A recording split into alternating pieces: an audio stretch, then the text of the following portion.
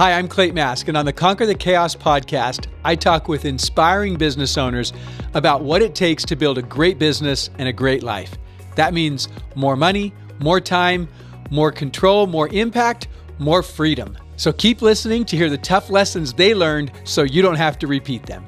Jenna Kutcher is an amazing person that's got an amazing following. She is a New York Times bestseller for her book, How Are You Really? She's got the #1 business marketing podcast out there, Goal Digger. She's an expert in personal branding and social media influence. She is an expert in so many different areas, but she also understands the importance of getting education on things.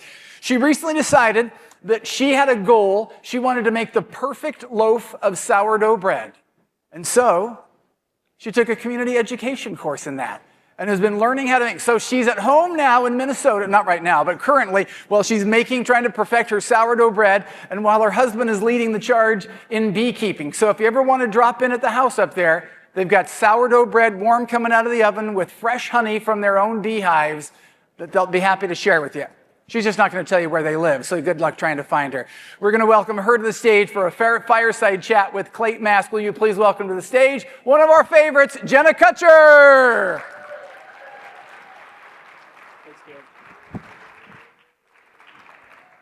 Going to be extra careful up here. That's right. I am clumsy, so I would fall. All right. Great to have you here. This is fantastic. How many of you are following Jenna Kutcher? Raise your hand if that's the case. All right. Yes, I see Rory and women. So if you're not, Jenna is a brilliant marketer, and there's so much you can learn from her and what she does with social media. In fact, Robert was just talking to you about. I heard him commending you for your amazing social marketing. Take just a second and share with the audience what you believe is the very essence of what makes your brand so amazing. What is it that has enabled you to build such an incredible podcast, get such an incredible book out there? What is that essence that connects so much with people? I think my big mission is to help people treat time as their currency. And I feel like so many entrepreneurs start businesses to have freedom and this expansive life. But I feel like when we really get into it, we get so caught up in all of the things that are pulling at our attention. So I think at the heart of it, it is to build businesses that don't take over our lives, but that fuel and feed into the lives that we want. I love that. Does that resonate with people or what? That freedom message, right? That freedom and time. Time is a currency. Obviously, I feel very strongly about that. That's right at the core of Conquer the Chaos. Why is it that we get so wrapped up and we lose that picture of freedom and time when we get into business? What have you seen? Oh, well, I started my career as a wedding photographer. So I worked for corporate, bought a camera on Craigslist, and taught myself how to be a wedding photographer to get out of corporate. And I recognize that a lot of times when we start businesses, the one thing that we love doing, that's what we imagine. I imagine myself with my camera in hand taking photos all day. And the actual art of photography was 2% of what was required of me to run the business, right? There's marketing, invoicing, I was customer service, I was handling, editing, everything like that. And so I think what can be really hard is the ultimate dream is to do what you love and get paid to do what you love.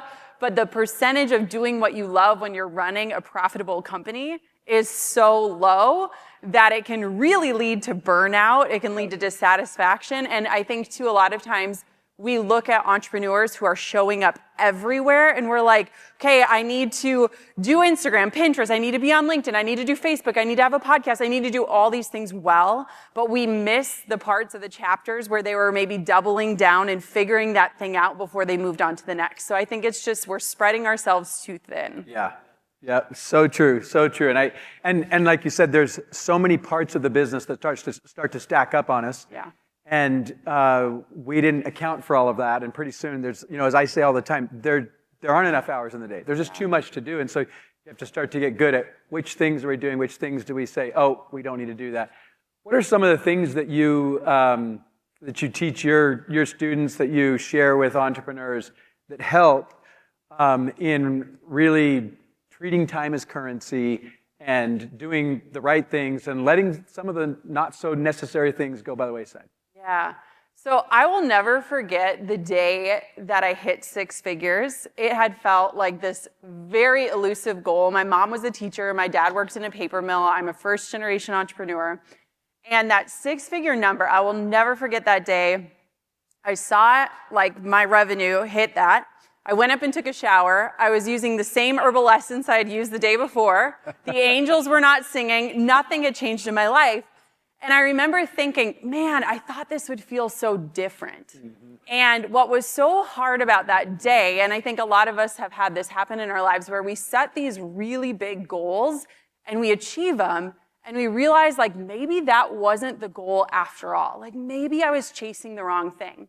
And so that day I sat down, we were living in this tiny village in Wisconsin, and I sat down with my husband, and I'd run all these numbers, and he comes home from his job selling wine in grocery stores, and I have all these spreadsheets out, and I'm like, I have to tell you something. And instead of celebrating the six figures, I said, I can't do this anymore. Like, if this is what it takes to earn six figures, I'm done. I was so much happier when I was earning $50,000 a year. I had weekends, I had time with my family, and so I said, I want to go back to that. And what was so interesting is that the next year I booked half the amount of weddings. I set out to make half the amount of money because I really was learning that time was my currency. And when I finally unlocked time in my life, I learned the tactics, tools, and strategies that ended up allowing me to scale to seven figures in a much more peaceful pursuit. So you tried to cut back half. Yes. And you made 10 times more. Yes. And what's crazy about that is it wasn't even about the money. It was that when I finally unlocked time and got off that treadmill that felt like it was never going to end, I was able to ask myself, like, what am I curious about? What do I want to learn? How do I want to grow? What do I want to try? What do I want to experiment with? And so to go back to your question, Clay, the thing that I want you guys to hear is that if you prioritize your time, you will likely make more money, because so many people are just constantly hitting the same wall day in and day out, and you're not actually looking up into this beautiful world that we're living in and seeing potential and possibility. And so every time my career trajectory took off, it was when I had really gotten laser focused at where is my time best spent right now? What do I want to learn, whether it's making sourdough bread or learning how to be a beekeeper or trying to convince my husband to get chickens, whatever that is. But when I finally prioritize time, I feel like my life falls into place. And so it's like stepping off of that treadmill. And so I would just say that if you are someone who you're like, I want to scale, or I want to change, or I want to pivot, what you have to do is you have to establish what is your enough point. Meaning, what is the bare minimum that you need to make to feel safe and secure? Because I believe it's impossible to unlock creativity without safety and security. But when you know that point, you stop booking the work, you stop taking the clients, and you prioritize your time. And so that has just been like the key to my success. Whenever there's something I want to do, I figure out, how do I get back my time? Because my time is my life. I love that. How many of you can identify with that, of not treating your time as... Thank you. Yes, right? I mean, that's it. Mm-hmm. That's what we do as entrepreneurs. And we talk all the time about stop trading hours for dollars. Yeah. You know, when we're doing that, we get stuck in this on the treadmill, and it leads to a lot of burnout, a lot of frustration. And you know, I can't tell you how many times I've talked to an entrepreneur who hits seven figures and then eight figures. And it's not all it was cracked up to be, and they're like, whoa. Yeah. And sometimes they were making more money and had personally take home, and had more time when they were smaller, and then they sort of romanticized the idea of just go back to that. Yes. And yet there are ways, as you've touched on here, to actually change it so you're prioritizing the time, and you can actually have more by bringing that focus down in your time. What are some of those things that you've done? You know, you talked about, I learned some tools, some tricks, some of the strategies for how to do this. What are some things that people can do? Because I know, we know people in the audience dealing with that, and some that didn't raise their hand or clap are like, too frustrated to do that right Yeah. now. So share some of those. What are some of those things? Well, I am crazy about Pinterest. And I know a lot of the men already just turned their brains off when I said that word, but come back to me. Pinterest is a search engine. It's not social media. It's not just pretty pictures. It's not just collages. Pinterest is a search engine. And so we get over 25,000 site visits per month organically without paying for ads from Pinterest using a strategy that takes 1 hour a week. So the average marketer is spending between 16 and 20 hours a week on marketing. What if 1 hour a week went to Pinterest? Now here's where you need to listen. I made a reel this morning for my Instagram feed. I'm the only person, I don't have a content team. I am the person responding to DMs and creating content. That damn reel took me at least an hour to create, right? That reel is gonna live and die within 3 to 5 hours, 24 hours if I'm lucky. One pin on Pinterest lasts 4 months. So when you think about your content lifespan and how much time you're spending on creating content that is literally living and dying before anyone gets a chance to consume it, it is crazy that that is where our precious non-renewable time is going into. So I love Pinterest. It's an amazing way to grow your email list because you can post all of your freebies. And what's amazing is that with Pinterest, you could take one piece of content and create as many pins as you wanted pointing to that one piece of content.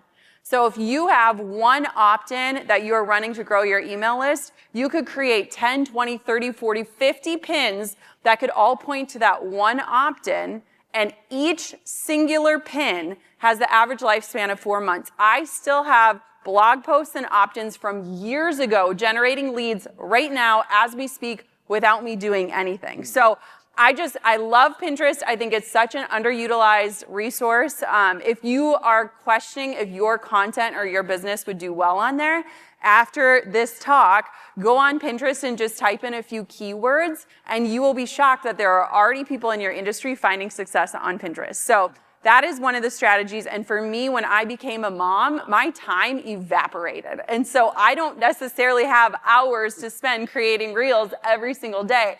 And so Pinterest was the way that I took a maternity leave because I knew that my content was still working for me while I was on maternity leave. Another thing that I think is so important is long form content.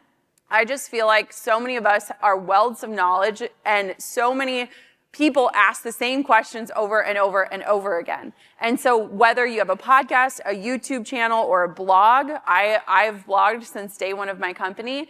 It's beautiful to build out a library of resources that you can easily point people to and to send people to a place that you own on the internet that you can control their experience on. I just fear that so many of us are building our businesses in borrowed spaces. We are literally renting space from people like Mark Zuckerberg, which he's a genius, but that's not where I want my rent to be paid. And so I think that it's really important that we look at how do we own our content and how are we leveraging strategies so that the work that we're working so hard on is actually getting seen, consumed, and giving us a direct result. There was so much good stuff. Sorry, that was a lot. I could go. I have a whole course about that, so sorry. That was awesome. And she does have great courses about this. So let me just hit on a couple of things that you said. So one principle that I'm hearing you call out is leveraging your time by investing it in areas where it lives on. Yes. Instead of doing something with a reel where it's gone in a couple days, you've got on Pinterest, it can live on for months and months and months. Second principle I'm hearing you call out really clearly is own your content, your content receptacles, for lack of a better term. So a blog, your email list. You kind of subtly hit on building your email list so that you own the email list instead of only having your social followers where you're really renting it there versus owning it in email and being able to drive people from Pinterest to email or to blogs. So I heard email and blogs as a way to own your content as opposed to renting on social media properties. Yeah. I would just say, I have one of the top marketing podcasts in the country, and a lot of times people will say, what is the simplest way to describe marketing? And I feel like every entrepreneur should have 2 focuses. And I think that part of the reason why we're so burnt out is that we have 20, right?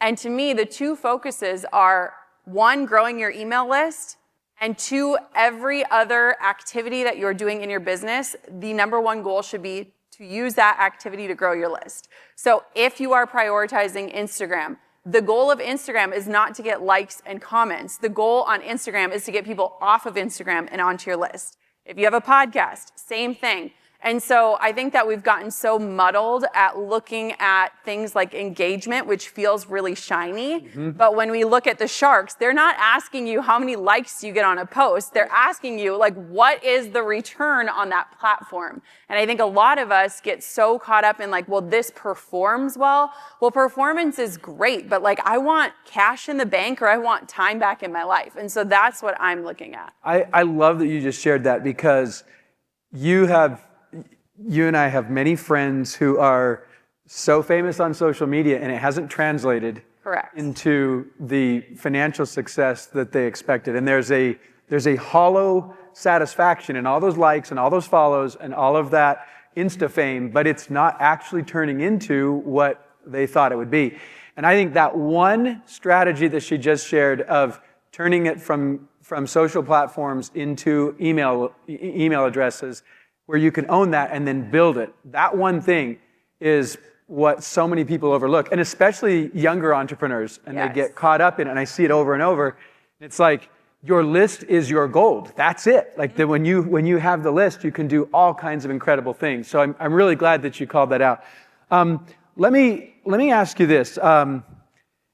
You mentioned, amidst all of those nuggets that you were dropping, one of the things you said was get clear on what you will work for and how you will invest your time and treat it that way.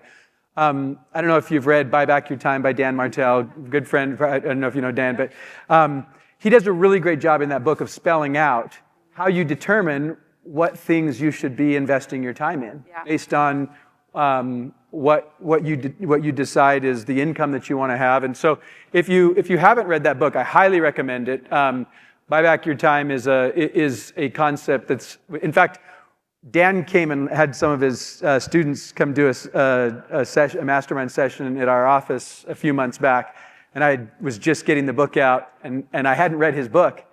And afterward, I read his book, and I texted him, and I said, dude, this is like the exact complement to what I teach in my book around automation. And so I highly recommend it. It's really good. And you touched on one of the principles there of know what it is you're willing to invest your time for, from a dollar standpoint.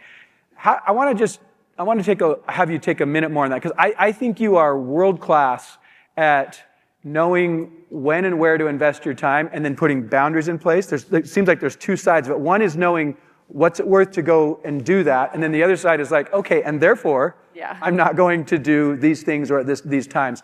Share a little bit of some of the practical tips around how you've done that. Yeah. So one of the things, I became a mom 6 years ago after a couple years struggle. And so when I was in those years of waiting, I promised myself that I wasn't going to waste that waiting season, that I really wanted to work in the waiting so that I could be the type of mom I wanted to be when the babies finally came. And one thing that I think was really interesting, even with the Shark Tank, is I have not created a new offer besides writing my book in the last 6 years. So since I became a mom, my business has been rinse and repeat for 6 years. And it's growing, right? It's only growing. And I think what's really fascinating, and I am a visionary, I am multi-passionate, I have pivoted a million times, and yet I recognize that the rinse and the repeat is the gift and not the burden. Because I think a lot of times as creatives, it can feel constraining. But what is so beautiful is that I can run a multi-million-dollar company, and I can put my daughter down for her nap, and I can be there, and I do a 4-day work week, and I hire moms, and it's just this beautiful thing. And so what's been really interesting to me is that if the idea of a rinse and repeat business sounds boring to you, how do you make it fun again? Like, how do you gamify it? And so like for this year, it was like looking into data and optimizing and some of those like boring things that are so awesome when you like change a headline and your conversion goes up by like 0.2 and you're like, yes, this is it. And so it's like, how do you add that excitement back in? And so for me, it's like go deep, not wide. And the deeper I go, the greater I get to serve people, but also like the greater my life gets. Like I don't want to be rich in my bank account and bankrupt in life. And trust me, I've met so many people in that place. Yep. And I have been fortunate to sit in rooms of incredibly successful people. And no matter what happens, every time I go home, I'm like, I might have the smallest business there, but I am the most at peace person in the room. And that's all I want, you know? And so thank you. And so I just think that like the rinse and the repeat is like so many of you are sitting on gold mines that you gave up on. And so how do you look at what your offers are, what you've already created that is so good, and how do you commit to getting it to the people you created it for? Because I know it's fun and flashy to always be creating something new, and I think a lot of times entrepreneurs, actually Dan talks about this in his book, that entrepreneurs crave chaos. A lot of times we've come from chaotic backgrounds and there's some sort of peace in the chaos. And I would say push on that until it's so uncomfortable that you're sitting still with yourself.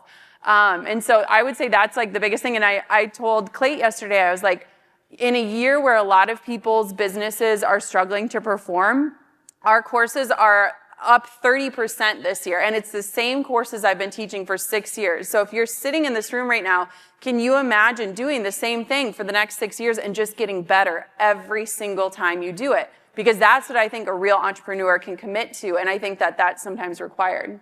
Amazing. Amazing. We all know that as entrepreneurs, we have, shiny object syndrome. And I hope you have heard very clearly from two incredibly talented, creative entrepreneurs on stage today. Sabri, as well as Jenna, are both incredible creators. And I don't know if you heard Sabri say this, but he said, one of the ways that I satiate that desire, that natural tendency I have, is to just tweak my offers and go create things, but instead of creating what's behind it. Yep. And you've heard Jenna say the same thing. And we know that we have a tendency as entrepreneurs to go do something different instead of, like, it's acres of diamonds. It's right there. It's just focusing on improving and refining and making it better and better. And I love the way that you articulated that and what you've practiced for 6 years, just refining it and making it better and better. Incredible. Awesome stuff. Okay, a couple of other things that yesterday we were talking, and we know that a lot of times, and this kind of came up in the Shark Tank as well, that we'll grow the business and the top line's growing, but the operations are getting messy, and stop me if you haven't heard this story before. The profit or the take-home pay is the same at 500,000 as it was at 100,000, right? You start to bump into these profitability scale problems. Revenue's going, and everybody thinks that's great, and the business owner's kind of like, yeah, but. Mm-hmm. So, what have you seen in terms of the tips and tricks? What are some of the operational efficiencies? Because you've talked about time efficiencies on sort of how do you invest in it? But there's also so much of the back office, and we were talking yesterday about how it can get really messy when you look inside some of the entrepreneurs' businesses. What if, by the way, I didn't know this until yesterday. I kind of feel bad about this. I've known that Jenna obviously is a longtime Keep customer, but I didn't know about the person that you have that's leading it and driving it, who is such an efficiency maven. You told me she was really good, but when we talked yesterday, you talked about some of the things that she's done. Yeah. I'd love to, if you could just maybe share a little bit about what you and she have done in your business, or what you see others could be doing, where getting their systems, their automation, their operations in a better place can improve their business. Yeah. Our business model is working from a place of rest and not stress. And so whenever we step into other people's businesses, my team is like, hell no, I will never work for anyone else. Because to me, as entrepreneurs, our job should be to anticipate. And most of the time, you should be able to properly anticipate exactly what you're going to need to get your offer out into the world, how you're going to deliver it. And I think that, again, looking at the rinse and repeat model of a business, it allows you to be so good at anticipating that there are no wildfires to put out. We do a 4-day work week. We do not use our cell phones for business. So I will never get a text from a team member unless it's an emergency. My phone is to connect with my family and my friends. And so we've set up these really beautiful boundaries of like, when you're working, and when you're in your life, you're in your life. And I never want to be the person that pulls you out of a moment with your child or with your spouse or with your partner or your family. And so in order to build that, we've had to get really good at SOPs, right? And so it's like, we are building things weeks or months in advance. That is just how we work. Like today, I was already planning out January content because we are done for the rest of the year. It is locked, loaded, every email has been tested, inside a Keep, everything has been built. So we are constantly anticipating and working ahead. And if you don't have a business where you can do that, you need to figure out how you can start building one, because that is how I sleep well at night, right? Like I used to go to bed and my brain would be racing, and I'm like, once I had kids, I'm like, I need sleep, like actual sleep. And so you have to figure that out. The other thing that I would say is like, so many of us are unorganized. Does anyone else here have ADHD? Because that's me. I was like so embarrassed at my hotel room because I look like a bachelor when I'm not with my husband. And I have had to learn how to like be so organized in how I'm storing things in the company, because how many of us spend 20 minutes looking for a Google Doc? We can't remember what we titled it. We don't know where it is. Right. It is the worst, right? And you're like, can somebody find the damn doc? And so I have had to learn how to create basically like a whole depository for my company. We use a program called Monday. There's Asana, there's Basecamp, there's all of those different ones.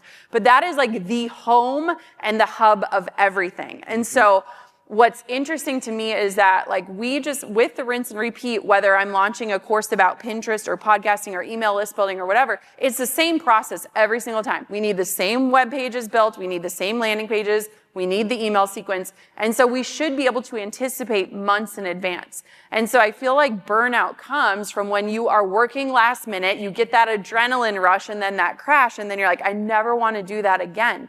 So how do you create? And Dan is so good at this. I mean, literally in that book, I've bought that book for my team. It's such a great book. But every single area of my business has a process, and that process is how we run it. And so it's so efficient, and it like saves us so much time. Yeah.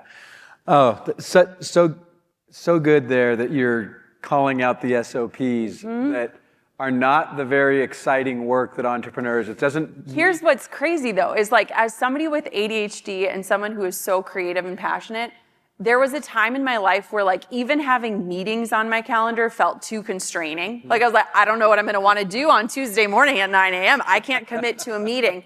And now in my life, I've recognized that like SOPs and boundaries and plans allow me to fully experience my life, right?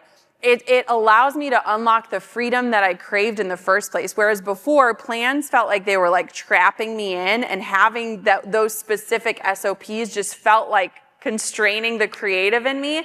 And now I'm like, no, those things unlock the creativity because I have time to experiment and time to like actually stay in the driver's seat. Okay, so what made that switch? Kids. Chasing children. I mean, I can't just like be on following my whims anymore, you know?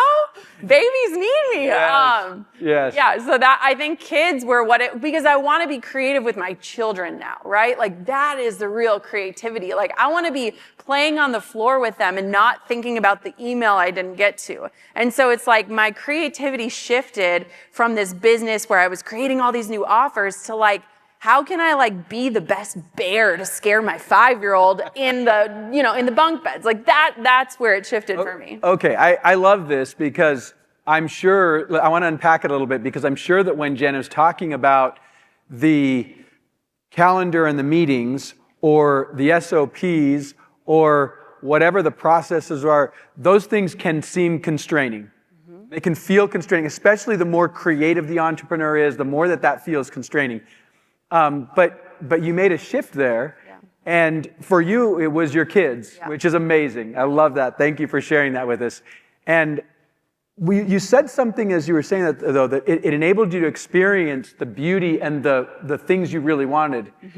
And I think that actually is sometimes the problem. We don't slow down enough and this is what I talk about in Conquer the Chaos, we don't actually create the vision for life and a rhythm of how we will execute that vision. Yeah. And so the business just crowds everything out. And we all know that if we let it, the business will consume everything. It will take all the time. There aren't enough hours in the day, so there's always more to do. And if we're not clear from a life vision standpoint of what matters the most, what do we care about, what is really beautiful in life aside from the business, then the business just takes over. And we love our business. You love your business, I'm sure. We love our business as entrepreneurs. But I think if you can take this principle of, well, if you're feeling constrained, if you're feeling like your entrepreneurial juices are just not being able to get out there because you have too many meetings and you have too many processes and systems work that you have to do. Well, actually, it's just a matter of getting clear on what would those things free you up to do. Yeah. Then you start saying no to those things, even though it may not be in that moment what feels the most urgent, but you've got to say no to some of those things to experience the beauty. Then you start to put more of that beauty into place. And it sounds like for you, kids and family pulled you to, this is what's beautiful, therefore I want to have these constraints in place that make that possible. Yeah, I mean, I think especially for women, are there any other women who are like firstborn daughter energy or like people pleaser energy or taking care of everybody else energy? That's us. Welcome. For me, I used to see boundaries as this negative thing, right? Like boundaries are going to keep people and things and opportunities out of my life. And I think that so many of us, we've seen all of those Hallmark movies of like, you bump into the guy at the coffee shop and all of a sudden you're married and with kids, and we write these stories in our head. And I've recognized that boundaries don't keep things out of my life. Boundaries keep me in my life. Mm-hmm. And that has been so powerful for me because with every no that I've said, some more beautiful yes came out of it. And this year I've kind of been on like a little joy journey of like, what brings me joy outside of work and motherhood? Because for the last 6 years, I've been consumed in that.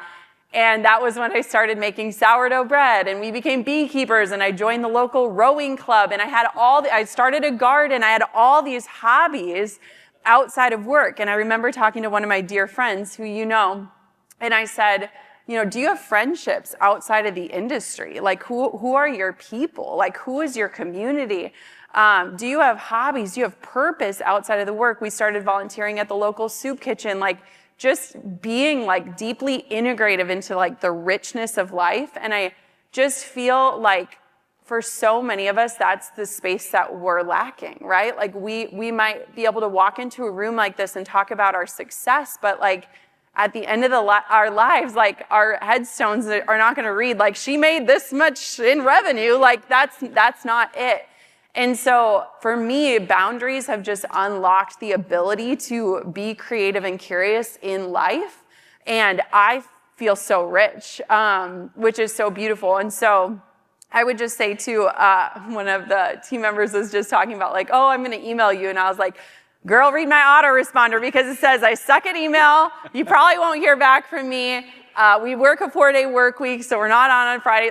And it was just like, it sets the stage and the precedent of like, here are my values, and I'm not just going to tell you them. You're going to see them. In all seriousness, you should send an email just so you can see. My team's going to be like, what happened? And use it. It is amazing. If you want to see how to set boundaries in a very clear, concrete way, by the way, with grace and personality, and you do it so well. The first time I emailed it, I was like, that is amazing. It really is. Please do it. Kids. I mean, and I think too, it's just like I feel like especially for women, and that's who I mostly speak to, but I feel like when I enforce my boundaries, it unlocks permission for other women to do the same because you see that you can do it in a gentle and kind way.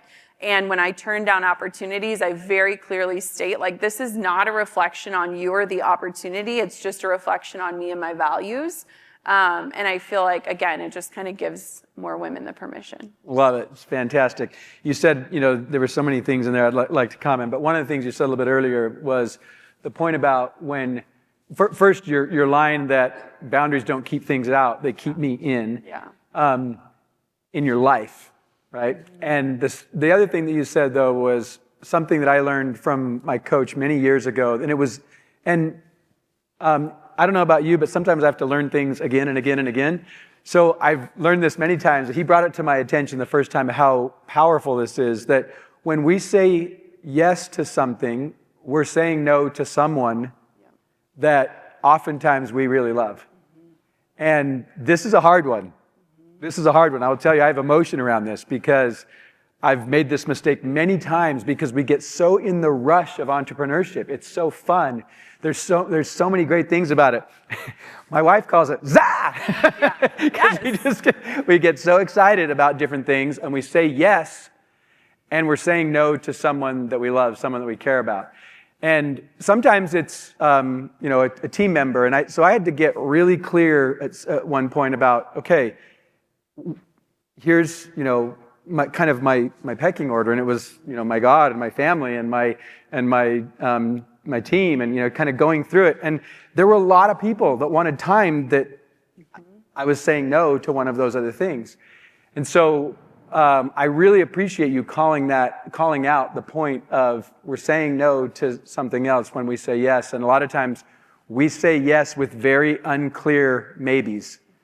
And if we can get more clear on the no's are actually really kind. The next best thing to a no to a yes is a clear no. And if we can just do that clearly, and I appreciate you sharing that, because I think as entrepreneurs we get sucked into it a little bit, and unwittingly we've said yes to all these things that are crowding out other areas in our life. Yeah, love that. We've got just a couple minutes left here, and I definitely want you to give people your ways to follow you, learn more about you, and practice some of these boundary setting things in your life.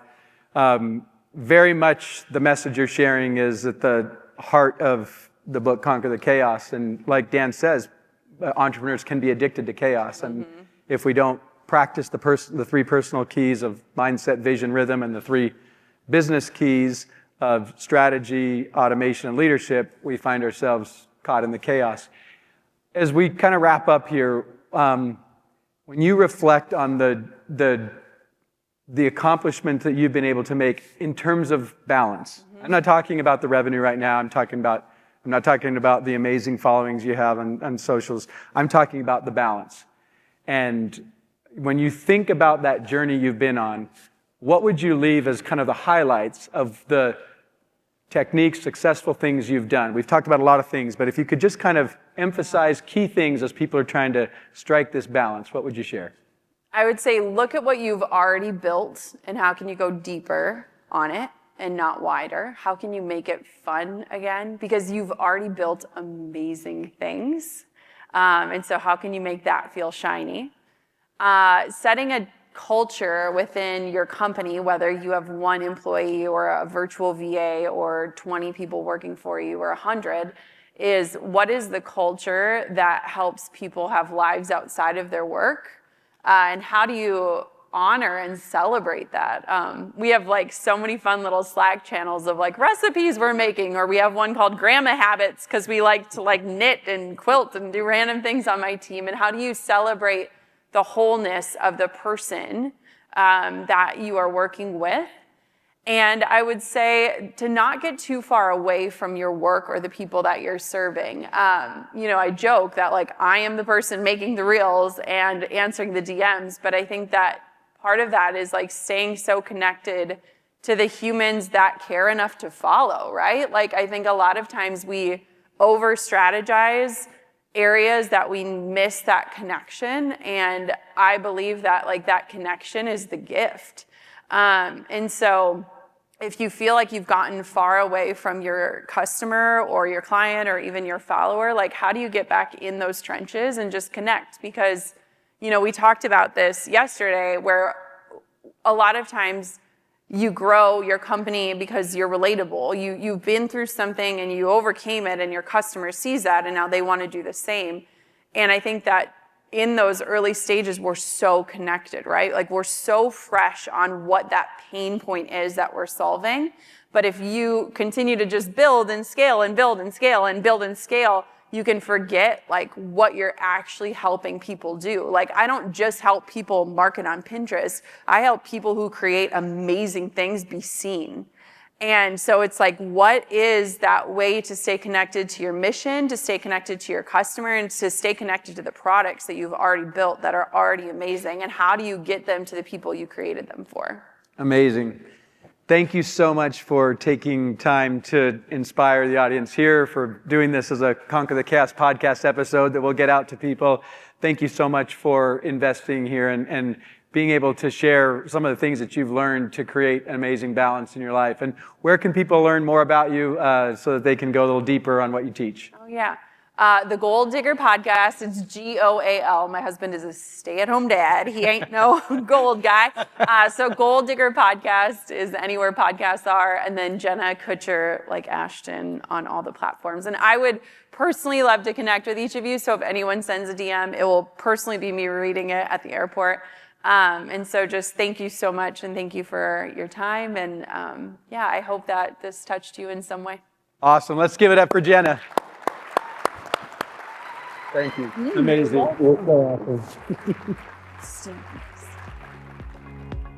Thanks so much for listening. Subscribe right here on YouTube or in your favorite podcast app to make sure that you don't miss a single episode of the Conquer the Chaos podcast. And hey, if you like this episode, let's get this out to more entrepreneurs. We all know that it is not easy to grow a great business and a great life. And so let's get this message out to others. Make sure that you hit the like button, that you comment, and that you share it with others so that we can help other entrepreneurs build a great business and a great life as they conquer the chaos. Keep going, keep serving, and keep growing.